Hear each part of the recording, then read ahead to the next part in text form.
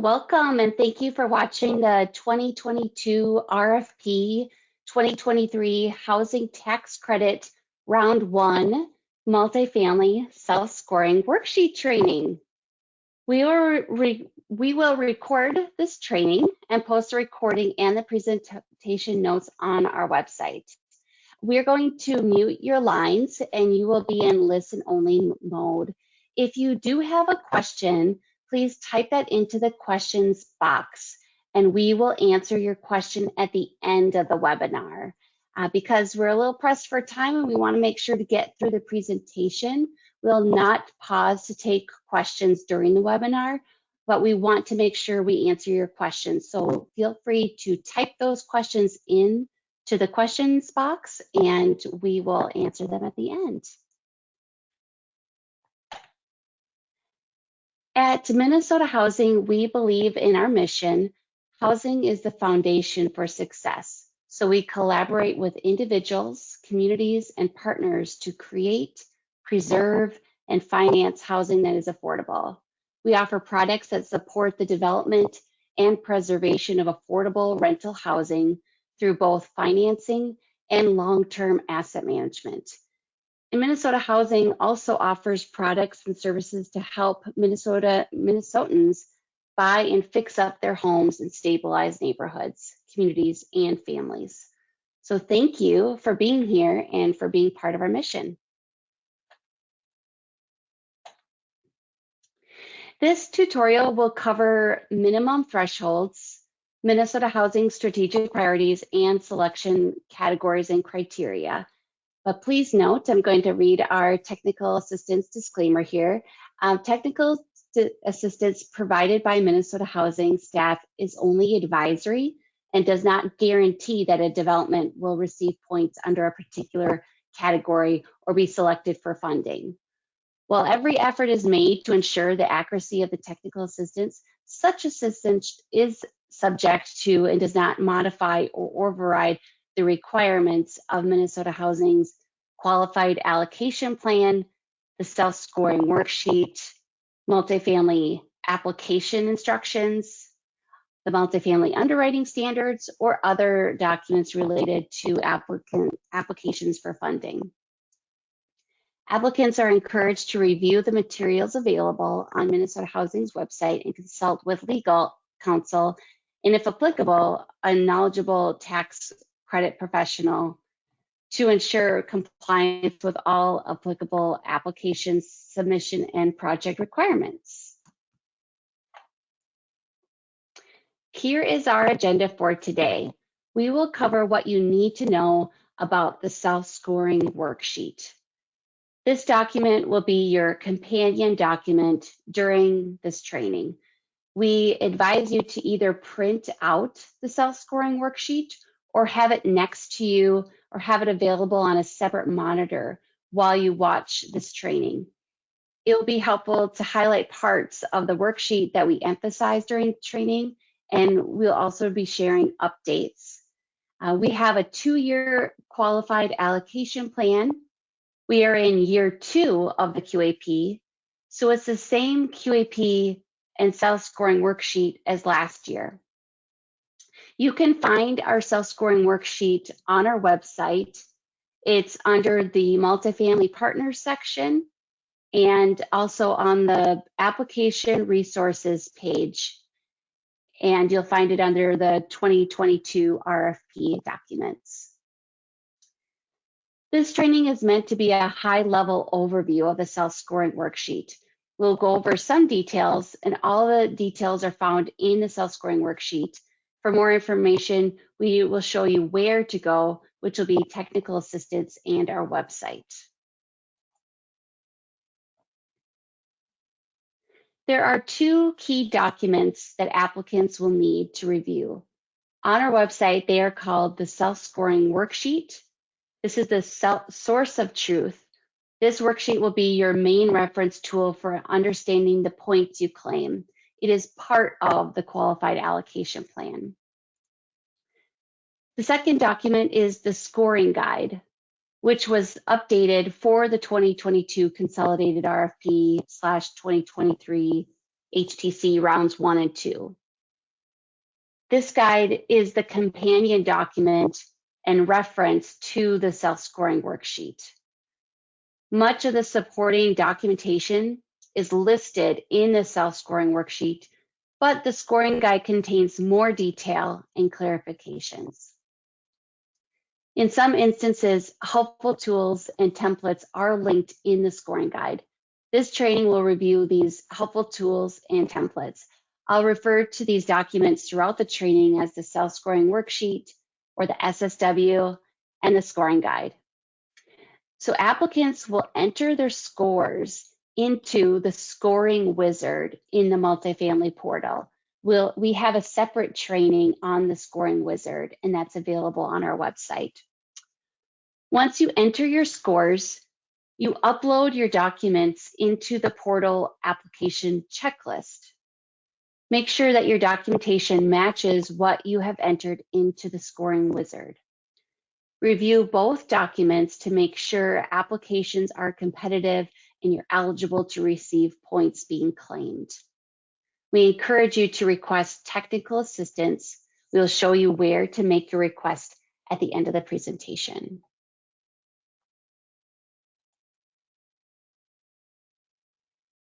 So the self-scoring worksheet and the scoring guide can be found on our Minnesota Housing's website, mnhousing.gov. Click Apply for Funding under Multifamily Rental Partners, found on the right-hand side of the page. And then on Apply for Funding tab, click Application Resources and scroll down to the applicable documents.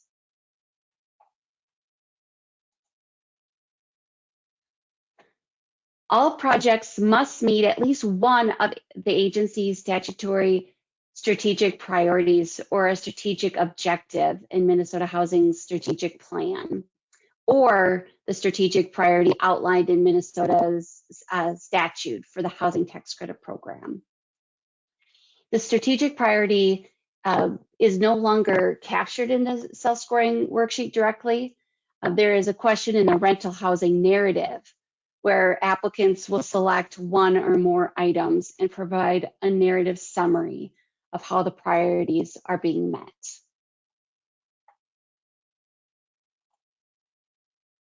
We have two preferences in the self-scoring worksheet. Eventual tenant ownership is now a preference and will be used as one of the tiebreakers for tax credit applications. The innovative construction techniques preference was added with the goal to reduce total construction costs by at least 10%. Pre-apps are required and they were due April 28th.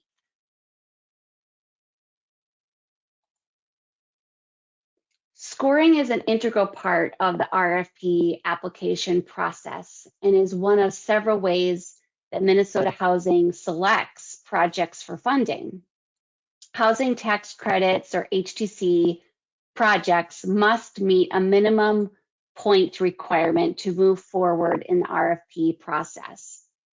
For 9% tax credits, the minimum point requirement is 80, which is a change from the last QAP, but same as last year. For 4% tax credit projects, the minimum requirement is 40 points.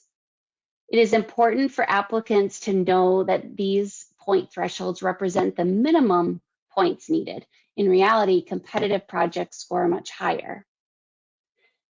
As far as documenting your points, Minnesota Housing will only award points if they are claimed by applicants and they meet the supporting documentation requirements outlined in the self-scoring worksheet and the scoring guide. Minnesota Housing will reduce points if the documentation does not meet requirements. Think of it like you need to state your case and provide evidence for why you should receive the points. So what is the take-home message here? Claim your points in the scoring wizard and provide documents to support your points.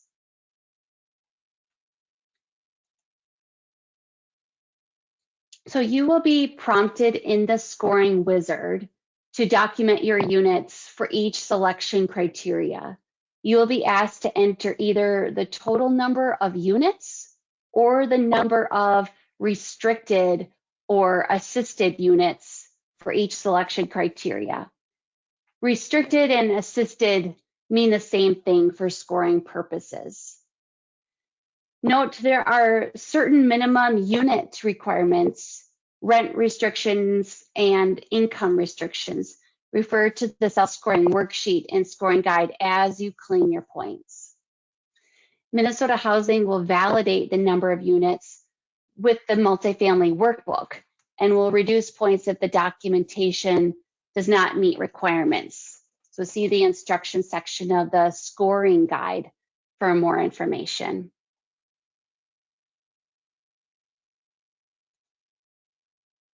New this QAP, but same as last year, we have points available for people with disability units eligible for Section 811 project rental assistance. You must complete the pre-app to be eligible, as well as the persons with disability requirement in the self-scoring worksheet. The pre-app was due April 28th. Also new this QAP is the extended duration, which is a tax credit requirement.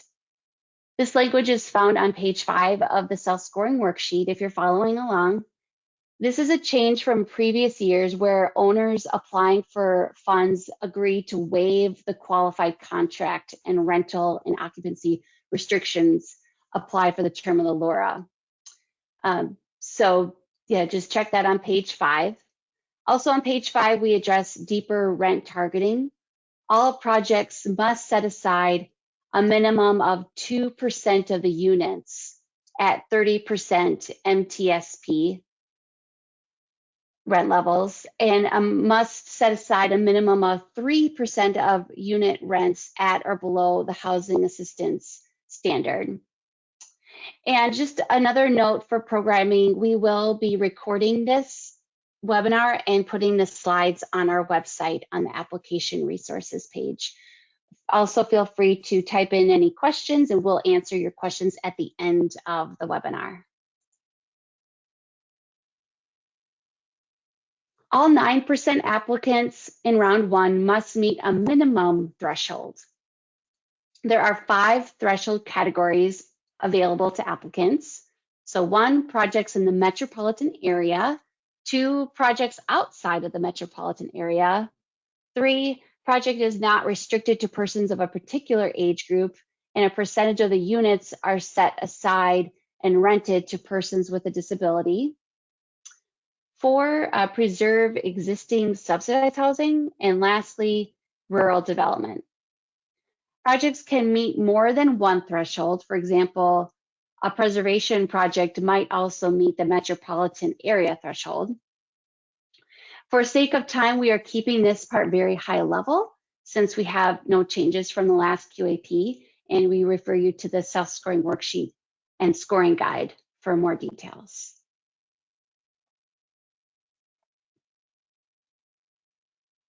Now we will run through the selection criteria, which starts on page 8 of the self-scoring worksheet.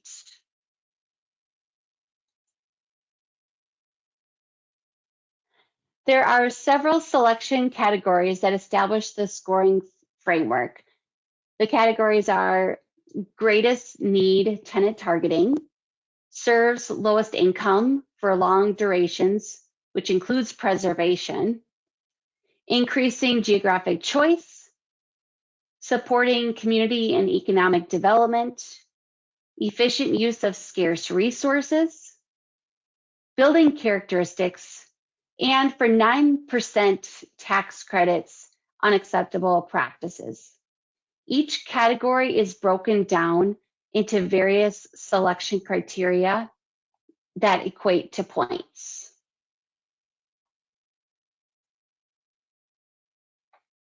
The first selection criteria category is greatest need tenant targeting. So the scoring criteria in this category are large family housing, senior housing, permanent supportive housing for high priority homeless, which is HPH, and also with that is continuum of care, and then people with disabilities, PWD. We've got a tier 1 and tier 2. So the first scoring criterion in the greatest need tenant targeting is the large family housing. Large family housing is for proposals for projects that provide family housing that is not restricted to persons 55 years or older. If selecting this criterion, applicants agreed to market to families with minor children. And as indicated by the red box, at least 75% of the total assisted units contain 2 or more bedrooms. Applicants can claim additional points if at least 1/3 of the 3+ bedrooms contain 4 or more bedrooms.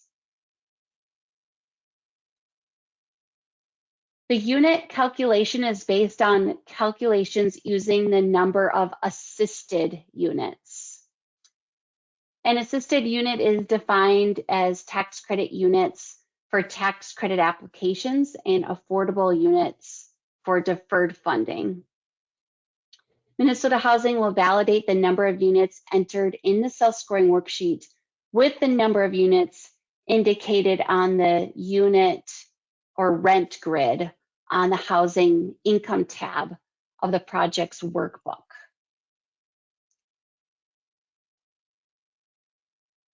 The second scoring criterion is the senior housing. 100% of the assisted units must be restricted and marketed to seniors aged 55+, but only one member of the household needs to meet the age threshold. Applicants can take additional points for further restricting a percentage of units to 30% income levels consistent with the Housing Infrastructure Bond or HIB statute.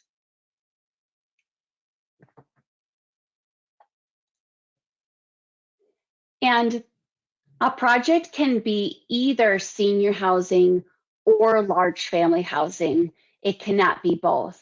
You will see these images throughout the presentation where we've got 2 circles to show you where you can't overlap.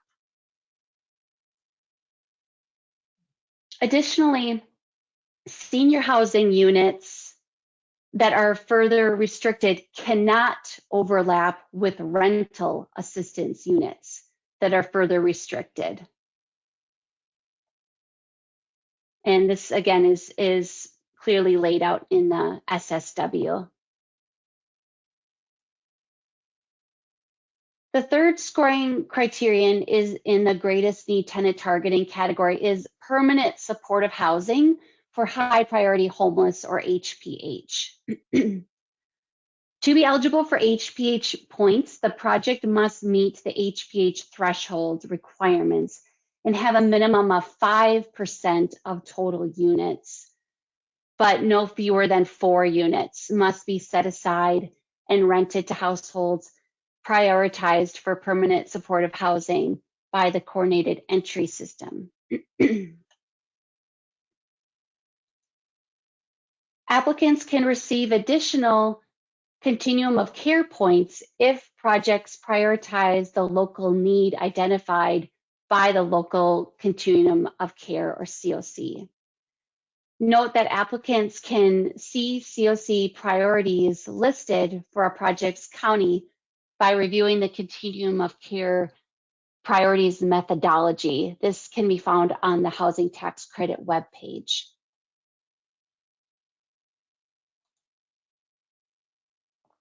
So HPH and PWD points cannot be claimed on the same units. You can have both in the project, but you can't claim points for the same units. The HPH calculation is based on the number of total units. Make sure the scoring wizard and multifamily workbook numbers match.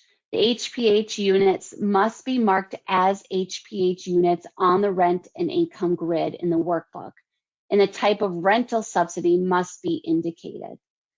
If no subsidy is available, rent levels must be underwritten to the supportive housing units underwriting standards outlined in the multifamily underwriting standards, and they must be financially feasible. So again, HPH units cannot overlap with people with disability units. Note that rural development projects may be prohibited from selecting particular rent and income restrictions and or tenant household types. Consult with RD and Minnesota Housing staff with questions related to this. Again, you can request technical assistance, and I'll show you where to request that TA at the end of the presentation. Also note that the self-scoring worksheet outlines several threshold requirements that must be met in order to be eligible for these points. So the fourth scoring criterion in the greatest need tenant targeting category is people with disabilities, or PWD. To be eligible for this category, projects must meet the PWD threshold requirements and have a minimum of 4 units. The proposal must not have age restrictions on any of the units to be eligible for PWD points. A percentage of the units are set aside and rented to people with disabilities as outlined on page 11 and 12 of the self-scoring worksheet. And I'm saying SSW for self-scoring worksheet. The pre-app for Section 811 project rental assistance was due April 28th.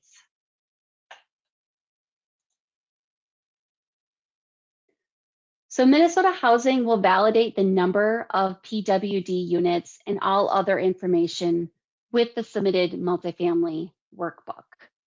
The units must be marked as PWD on the rent grid and income grid on the workbook, similar to HBH. The income limit should be restricted to 30% MTSP, and the type of rental subsidy must be indicated. If no subsidy is available, rent levels must be underwritten to the supportive housing units underwriting standards outlined in the multifamily underwriting standards, and they must be financially feasible. So rural development projects may be prohibited from selecting particular rent and income restrictions and or tenant household types. And again, just consult with RD and Minnesota Housing staff. And PWD units cannot overlap with HPH units, as I explained earlier. Keep in mind that this category does not permit age restrictions, so senior projects are not eligible for PWD points. Also note that the self-scoring worksheet outlines several threshold requirements that must be met in order to be eligible for points. And just making it super clear here, again, HPH and PWD points cannot be claimed on the same units. You can have both, but just can't claim them for the same units. All right, so now we've gotten to the second selection category, which is serves lowest income for long durations. There are 4 scoring categories here: preservation, rental assistance, serves lowest income tenants, rent reduction, and lastly, long-term affordability. So the first scoring criterion is preservation. Projects must meet one of 3 risk of loss thresholds. Additionally, projects must meet one of 3 scoring criteria. The most notable item to keep in mind for preservation is that preservation projects cannot claim rental assistance, and in certain cases cannot claim serves lowest income points. So the dependencies in this area can be a little tricky. We have provided further clarification in the scoring guide, but we do encourage you to request technical assistance for preservation projects. The second scoring criterion is in the serves lowest income for long durations is the rental assistance. The distinction between preservation and rental assistance projects is based upon the rental assistance contract and is defined in the SSW. Applicants will receive a priority if a fully executed binding commitment for project-based rental assistance is submitted with the application. A binding commitment could include a binding resolution or binding letter of approval from a governing body. Units with rental assistance must be counted in this category. The unit cannot be counted toward the SERV's lowest income category. For example, a 40-unit project with 40 rental assistance vouchers cannot claim points in the SERV's lowest income category.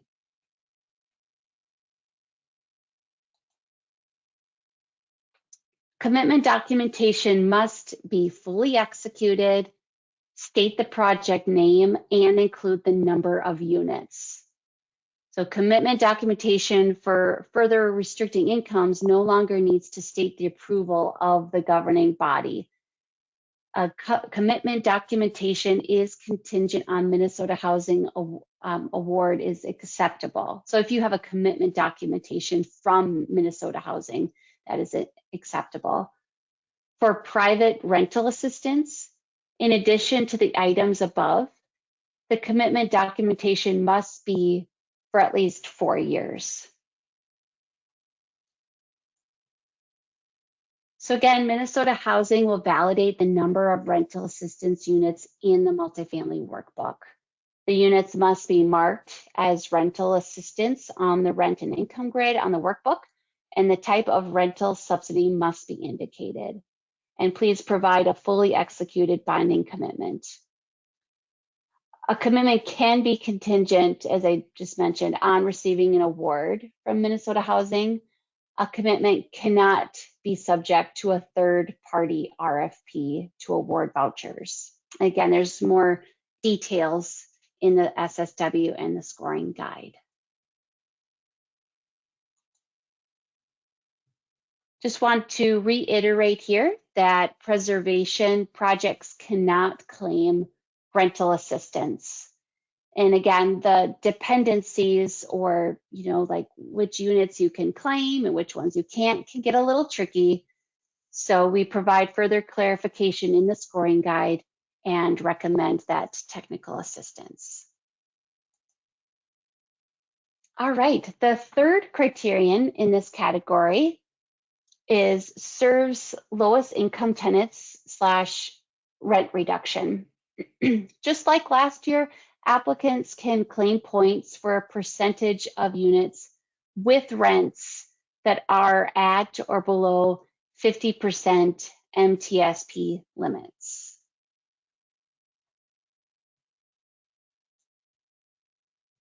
New to this QAP, but same as last year, applicants can receive additional points for further restriction units to 30% MTSP rent limits. Minnesota Housing will validate the units in the workbook.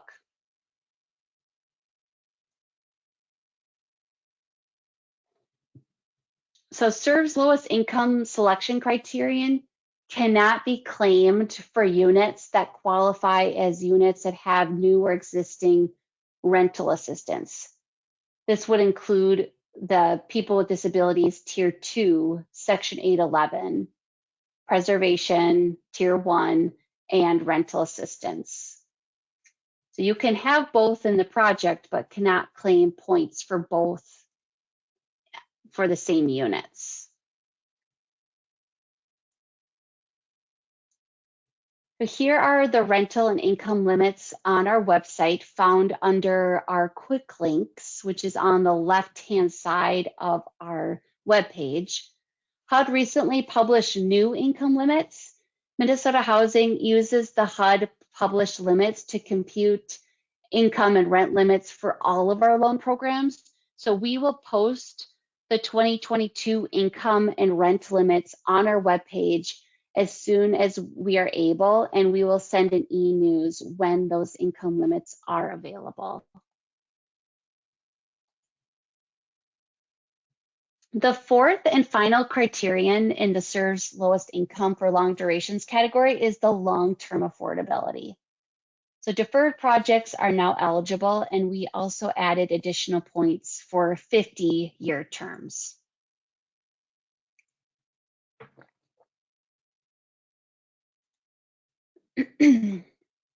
Excuse me. The next category is increasing geographic choice, and it includes 3 criteria.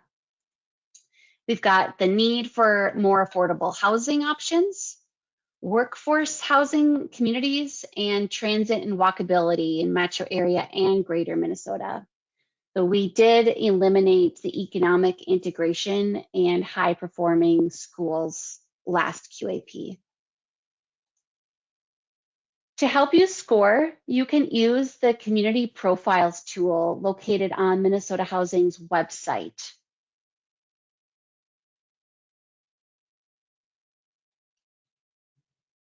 So communities with a need for more affordable housing options can now receive points. Applicants can use the Community Profiles tool to see if the project is eligible based on their location. No supporting documentation is required for this criterion.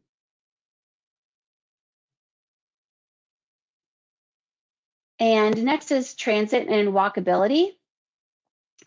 So applicants can claim eligibility based on how a project fits into 3 geographic categories: the metropolitan area, greater Minnesota urbanized areas, and greater Minnesota rural and small urban areas. Scattered site projects should use a weighted average for eligibility based upon the total number of units that meet each category. Applicants do not need to submit documentation unless they are claiming points for demand response dial-a-ride. And we just recommend to see the scoring guide for more information.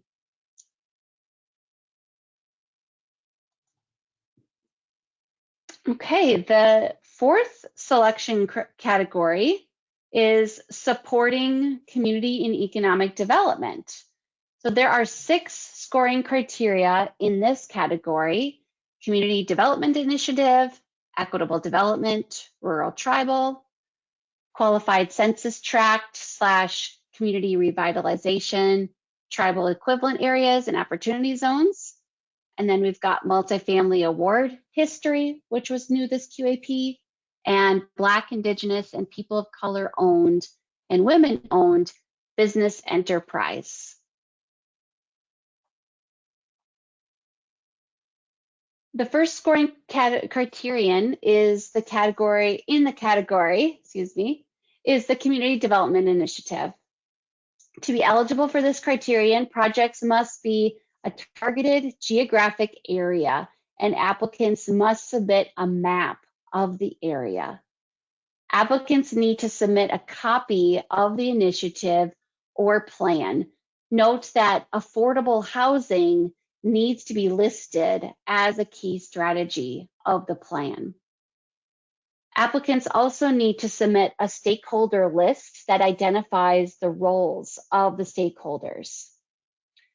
Additionally, applicants must submit the Community Development Initiative narrative and outline the current implementation plan and identify completed, underway, or planned milestones. Really spell it out for the reviewer so we understand the plan. And note, applicants in a qualified census tract or QCT must provide additional documentation demonstrating commitments of public or private investment in non-housing infrastructure, amenities, or services. And again, this is spelled out in the SSW. So eligible initiatives or plans could include neighborhood plans or county plans or a comprehensive plan if the community development initiative narrative is completed.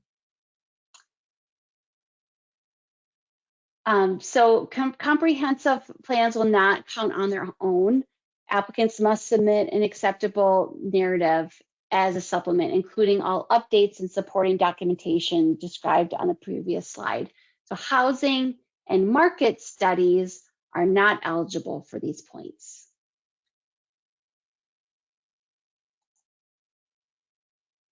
Okay, the second criterion in this category is equitable development. It is new, this QAP, but same as last year.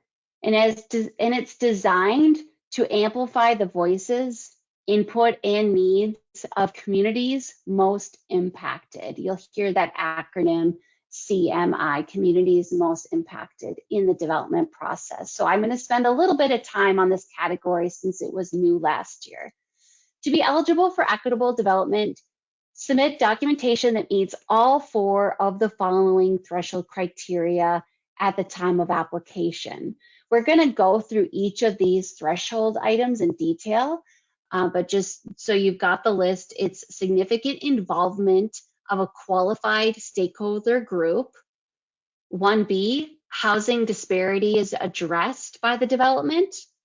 1C, significant involvement of a qualified stakeholder group. So you need to document how the stakeholder group is involved in the project proposal. And 1D, provide a signed letter from the qualified stakeholder group. So let's go through each of those items.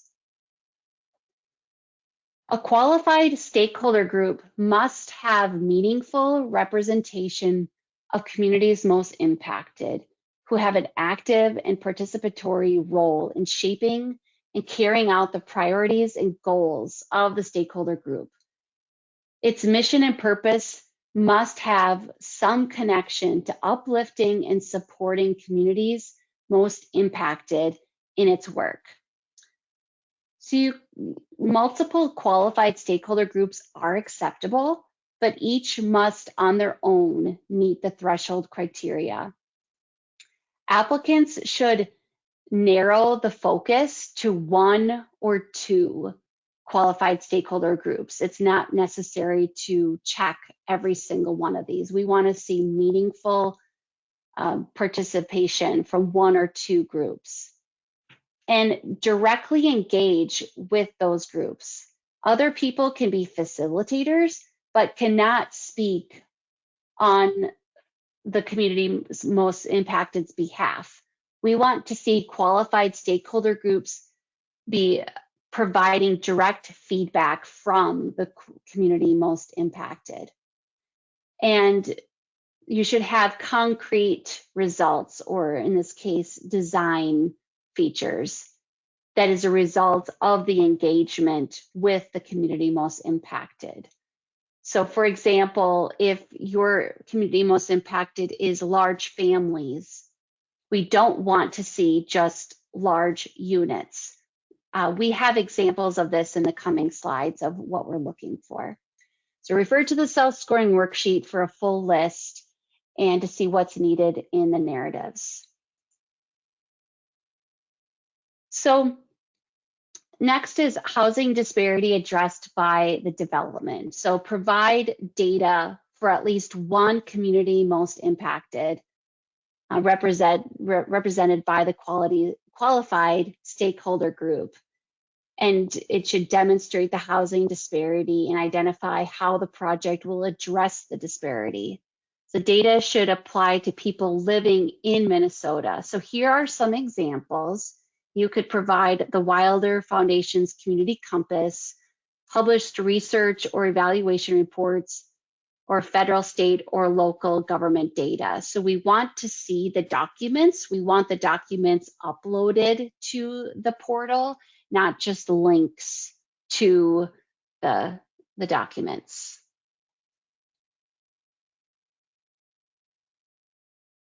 So then we've got significant involvement of qualified stakeholder. So we want you to explain how the qualified stakeholder group was involved in the development, the specific input they provided, and how the project responds to the input. and it must be in addition to the minimum QAP requirements and points taken and other selection criteria.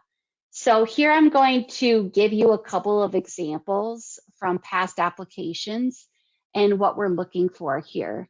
So for example, if your community most impacted is, well, for one project, it was large immigrant families. That was the community most impacted. So the qualified stakeholder group met with residents of a nearby apartment complex which housed large families and households of East African immigrants. And some of them were multi-generational, and some had children with disabilities. And these were units with 2-bedroom units. So one particular design feature was that the developer was going to have larger refrigerators and have larger space for the refrigerator so that it could better serve the larger multi-generational family by reducing the number of grocery store trips each week. Another example is a community most impacted were people who have experienced poverty or homelessness. So the qualified stakeholder group utilized an established community group with various public and private stakeholders that work with the community most impacted. In this community most impacted, they had, in this qualified stakeholder group, there were people with lived experience, and the developer convened an advisory group of people with lived experience to provide one-on-one feedback.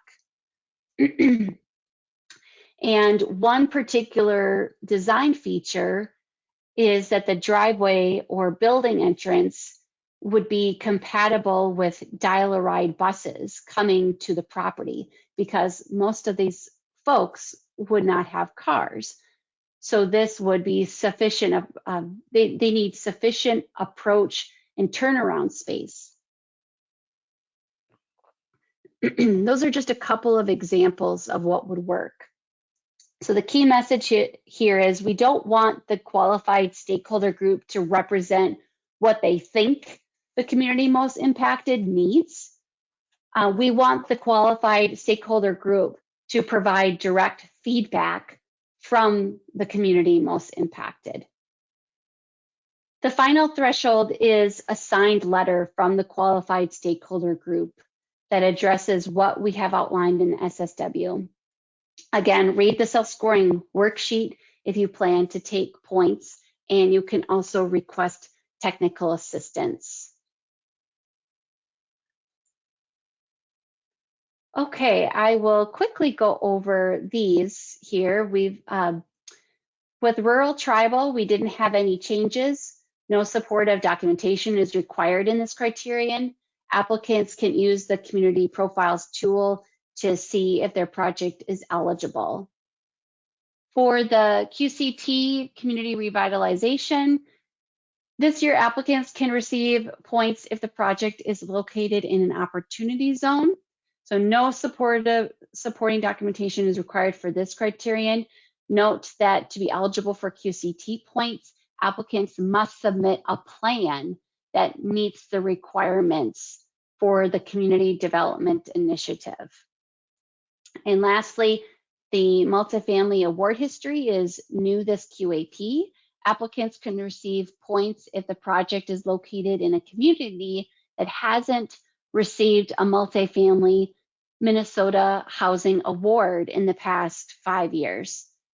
Review the multifamily award history methodology to see if your project is eligible, and no supporting documentation is required for this one either.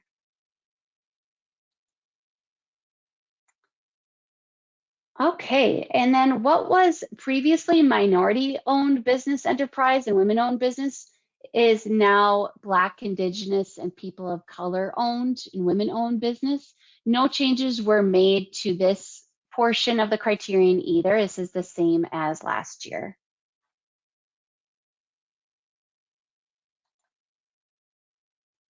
But new this QAP applicants are now eligible for additional points for partnerships with Black, Indigenous, and people of color owned business and women-owned business entities. Applicants must provide an agreement executed between the partnering entity that defines specific duties and roles and explicitly states the goal of building the BIPOC WEB's capacity to develop, manage, construct, design, or own affordable housing in the future. Okay, we finished that criterion. That was a big one. So next we are going to move on to the fifth selection category, which is efficient use of scarce resources and leverage. And there are three scoring criterion here: the financial readiness to proceed or leverage funds, other contribution, and intermediary costs.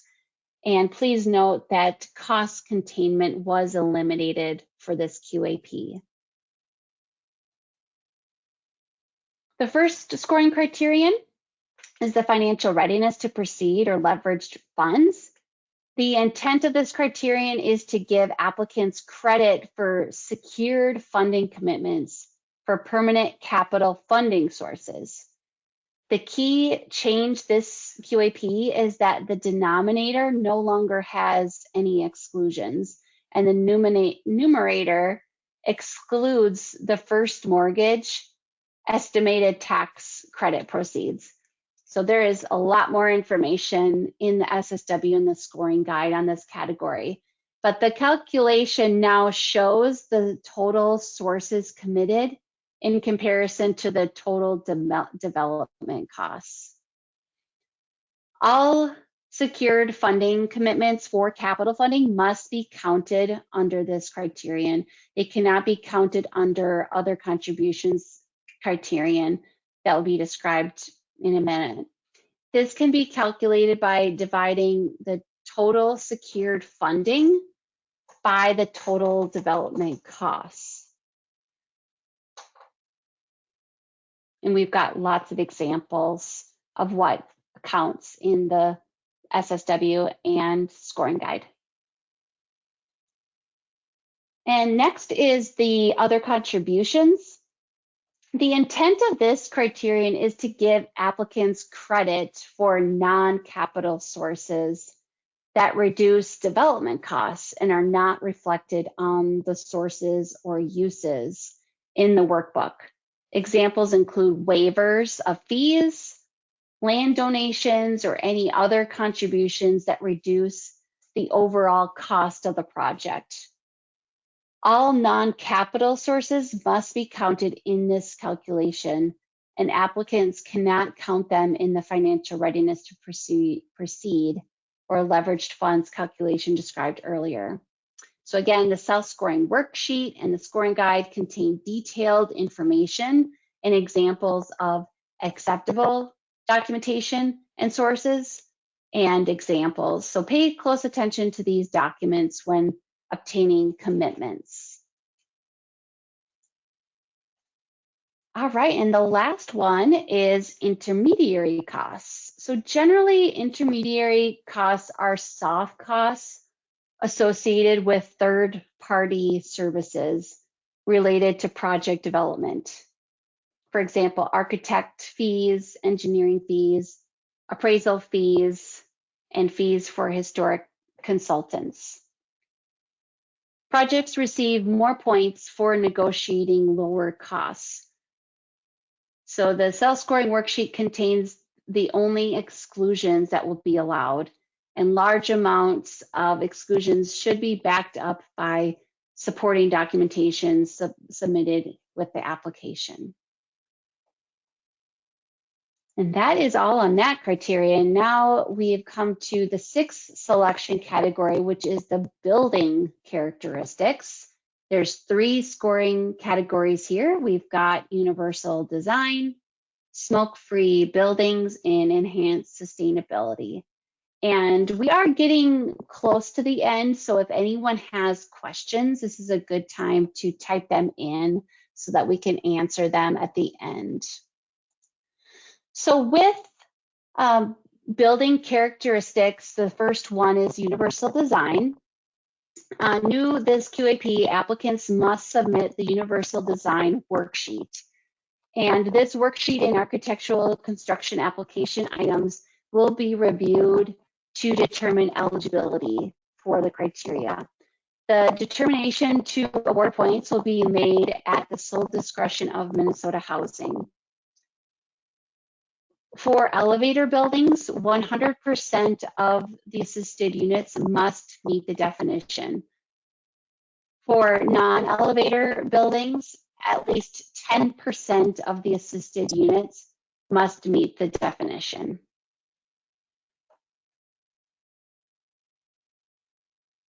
And the second selection criterion is the smoke-free buildings. Applicants are certifying at the time of application that a lease addendum and written smoke-free policies will be provided during the due diligence process if selected.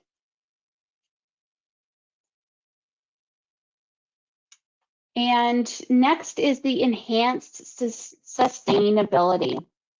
Applicants have 3 tier options here, including 2 or 3 times the minimum number of optional criteria or conforming to 1 of 3 alternative performance pathways.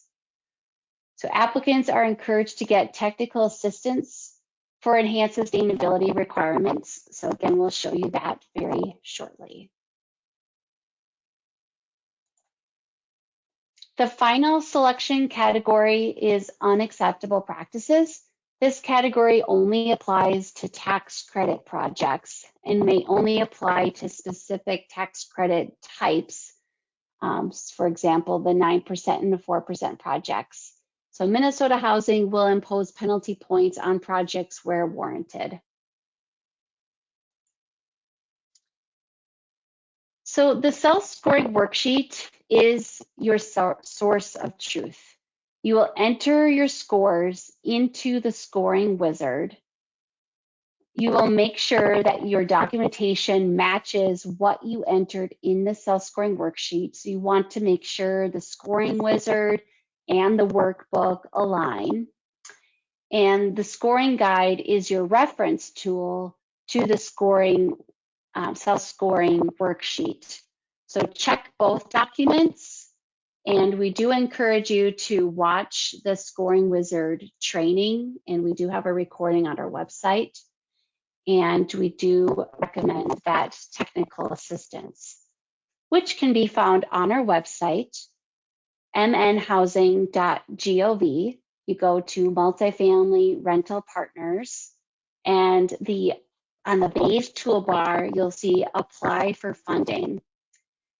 And you'll go to application resources. And down here in this red box, you can see you can submit a survey for technical assistance. So please share with us about your project. Tell us the details so that we can help you. Just remember, it doesn't guarantee the points, but it can help you be more successful in applying. So that is all the information I have for you today. If you have any questions, please type them into the chat box and we will stay on and answer those questions. Thank you so much for listening. Thank you for being our partner, and we'll make sure to have this recording on this page of the website, the application resources. So I will hang out for a few minutes if you have any questions. Thank you.